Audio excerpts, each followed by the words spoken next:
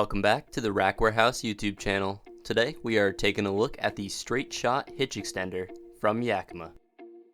The StraightShot is constructed of heavy-duty steel and extends your 2-inch hitch receiver by 7 1/4 inches, providing the extra clearance needed for vehicles with spare tires in most circumstances. Taking a measurement of how much clearance you need for the rack you intend to use is always recommended. Opening up the box, inside you'll find a bag containing the hitch bolt and supplied wrench to install it, the StraightShot itself, and finally an instruction pamphlet.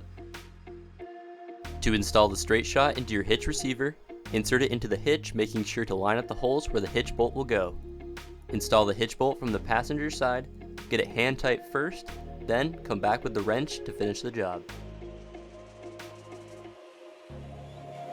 Install the bridge pin on the other side for added safety, or if you desire locking capability, you can purchase the Yakima hitch lock separately, part number 87235. This allows you to lock the StraightShot to your hitch receiver.